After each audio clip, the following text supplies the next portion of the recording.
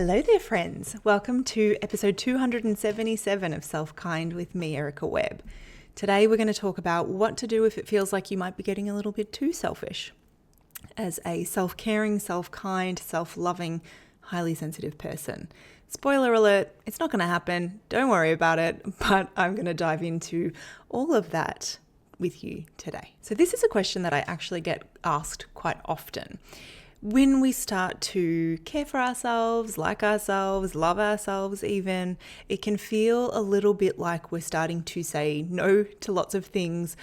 Setting boundaries is starting to feel maybe like a little bit even exciting at times.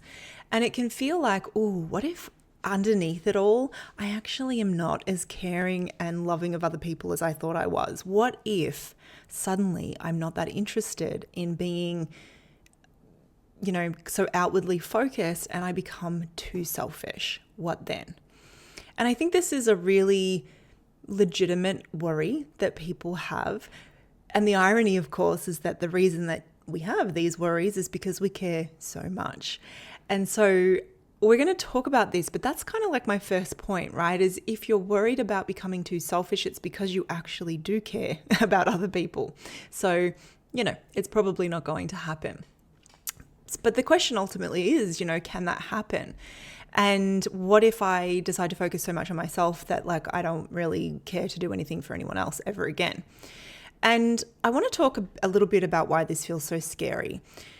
Part of the reason that it feels so scary is because we've been taught that, particularly as women, the most admirable quality that we can have is that of being selfless. That is literally how we're raised. And so if we have selflessness kind of up here on the pedestal, anything that isn't that is going to seem wrong or bad or less than. When we look at what selflessness actually means, it means to be more concerned with the needs and wishes of others than with one's own. And you can kind of see how if we are more concerned with the needs of other people than we are concerned with our own needs, how we would end up mostly feeling like crap because we are not conscious often of our own needs if we're always putting other people's first. Because the truth is, people will let you. Of course they will. Makes their life a lot easier. And so if we can sort of start to see that, then we see why this idea of being too selfish seems so scary, because it goes against the very thing that our culture has taught us to be, which is selfless. Now, the thing that's super interesting here is to compare this to another quality that perhaps isn't seen quite as admirably, but kind of is in some ways. And that's, the woman martyr who really sacrifices herself and often harms herself in the process to serve other people's needs. And so I looked up to see if I could find a good definition for that, and I thought this one was quite good. Victimize themselves for the benefit of others. They constantly sacrifice resources against their own self-interest. Now, women are celebrated for doing this too, right? We absolutely are. It's the superwoman persona. It's the she can do anything persona, but not in the way that we want that to be true. It's that kind of burnt out, exhausted woman who has put everybody's needs above their own and does it with a smile, right? So what would be the opposite of those things? If we've kind of been taught they're the things to aim for, and I don't know that anybody's saying that we should be a martyr very publicly, but it's definitely it's the takeaway, right? It's the image that we've been sold. So what's the opposite? The opposite would be being selfish or being self-interested. And if we look at what the definition of self-interested is, it says to be motivated by one's personal interest or advantage, especially without regard for others. I find that a really interesting definition because if we took out some of those words, it would sound like self-care, right? So motivated by one's personal interest, and then I would add, and well-being, and then just leave the rest off, because there's this link there with self-interest and selfishness that suggests that we're trying to get ahead at the cost or at the expense of other people. And it's so interesting to me that with all of these definitions, it's kind of pitting against each other, my needs and everybody else's. And it's like if you're focused on yours, then it's at the detriment to everybody else. And if you're focused on everybody else, in today's society, it's like you get a gold star, but the reality is that it's at your expense, right? And so we get celebrated for being selfless. We get celebrated for playing the martyr. And ultimately, this just doesn't give us any middle ground. All of these definitions don't give us that middle ground where two things can be true at the same time. And ultimately, life is nothing other than a great big soup of contradictions. Like, it is crazy how often we have to hold space for two seemingly opposing things to be true at the same time, and they are. And so what would it be like to start to take a more balanced view of what self-care, self-kindness, self-compassion, self-love can look like in the face of the reality that we are in communities? And, we do gain a lot from helping each other. And we want that, right? We actually don't want a society where everyone's literally just focused on themselves in that definition that says it's me above all else. Of course we don't want that. I don't even think that's who we are as people. But that seems to be the only view we take of what it means to be prioritizing your own needs. It's like, well, if you're prioritizing yours, then you don't give a shit about anyone else. That just doesn't sound true to me. And so is it possible to be self-interested, self-kind, self-compassionate, anything, committed to your own well-being and not be an asshole? Of course it is. Now, what's true about self-compassion and kindness and learning to advocate for your own needs is that when we start to do that, it can create some of this pendulum-like thinking, right? So we go from one end of the pendulum where we have been self-sacrificing and people-pleasing and doing all of that stuff, and then we swing it all the way over in the other direction, and we're like, right, it's time for me, and that's it. And so we might be saying no to lots of things. We might be, really carving out space for ourselves that feels quite distinct from the way that we used to do it. And we will often go really far in the other direction. And I think that's part of the learning process. I think that's part of the way that we find our way to something that feels more balanced. And balance doesn't mean that we're just kind of prioritizing ourselves sometimes and then we're prioritizing other people other times. It's looking for that space where multiple things can be true at the same time. And so I think that it's part of the process to kind of do that swing back and forth a little bit.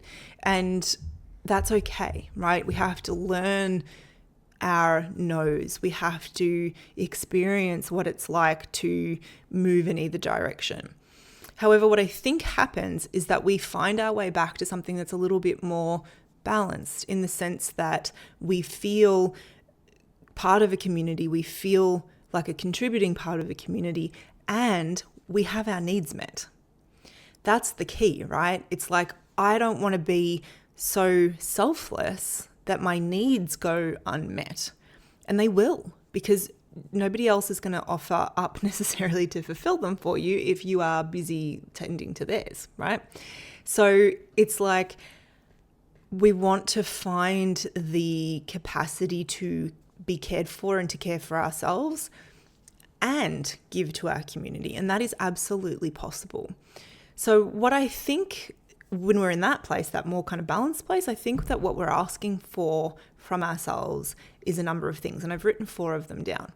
I think what we're asking for is honesty about our needs, our desires, our likes, our dislikes, our energy, our capacity, our goals. I think we're also asking ourselves for honesty about our own capacity, which I sort of rolled into that first one, but to support other people and what that might look like, right? So it's not just this bottomless pit of like, of course, anytime anybody asks for anything, I'm going to say yes. It's like honesty about, well, what is my capacity? I can probably say yes to some things, but not everything. Clarity around our values and what matters to us. And this one I want to linger on for a second, because particularly I find that as highly sensitive people, that is going to always lead you somewhere where you are a contributing member of your community, because it matters to you.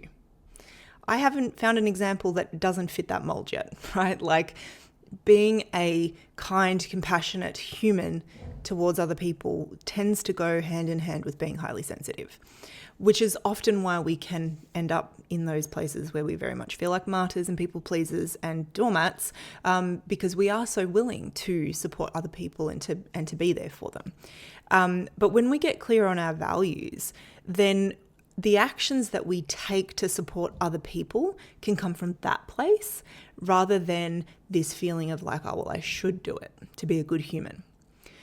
And then the fourth one is intentionality when it comes to saying yes to things, no to things. And when we do decide that, yeah, actually right now in this moment, somebody else's needs are a priority over mine, at least for now, at least temporarily. And I'm not being harmed in that process by making that decision.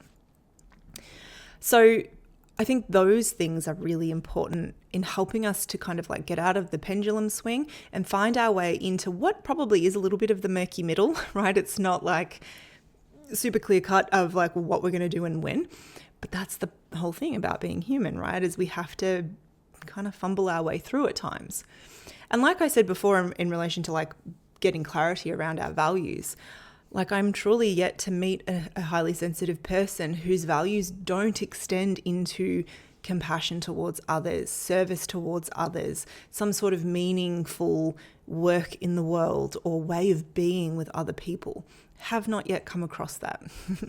That's not to say they don't exist, but I think it would be incredibly rare.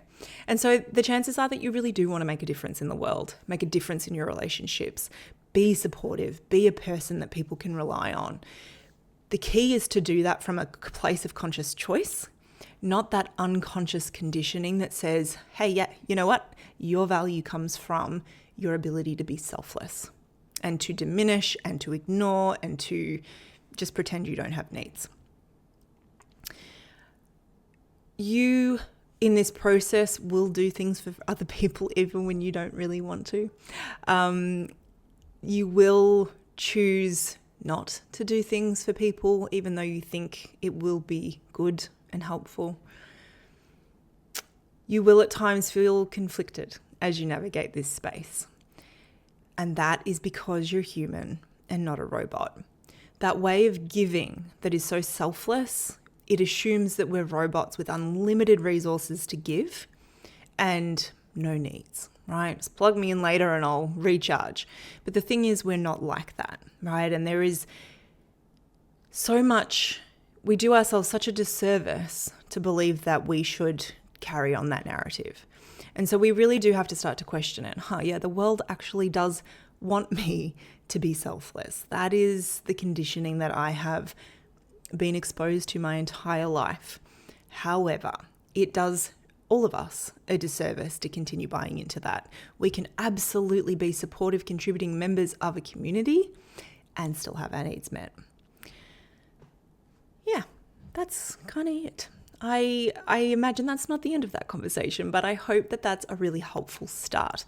If you've ever had that question in mind of like, am I getting too selfish? It will feel too selfish sometimes because it's just so counter to what we've been taught is right. And so, give yourself a whole bunch of compassion as you navigate that, because it is uncomfortable. It's uncomfortable because we're pushing up against the status quo, and that's never a super comfy place to be, because it goes against the grain, right? It's how we make change though. So that's it from me this week. I did want to remind you that for a short time, I am offering 14-day free trials inside the SelfKind Hub.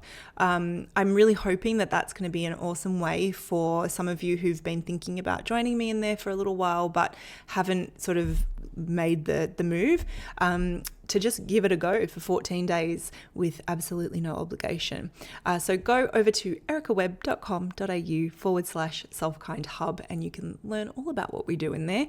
And I also wanted to let you know, because I think it's been a little while since I said it. Maybe it hasn't. Maybe I said it last week and promptly forgot. But I do also currently have a few spots for one-on-one counseling clients as well. So if you want that more personalized support around challenges that you might be having in your life at the moment, or things that have happened in the past that you're still working through now, I offer one-on-one counseling specifically for my fellow highly sensitive people. I find that being two highly sensitive people in a room, whether that's the real room, I offer sessions in Croydon North in Melbourne, Victoria, or whether that's the virtual room, I work with people online all over the world. There's something very special about being two highly sensitive people in relationship with each other in that counseling space, because, not everybody gets it. And yeah, I hope that if you choose to take me up on that, that you really feel that difference as well. So yeah, head to the show notes if you want more details about any of those things. And until next week, keep being kind to yourself. Notice when you're slipping into selflessness and see if you can swing that pendulum somewhere into that murky middle and know that all of our needs can be met.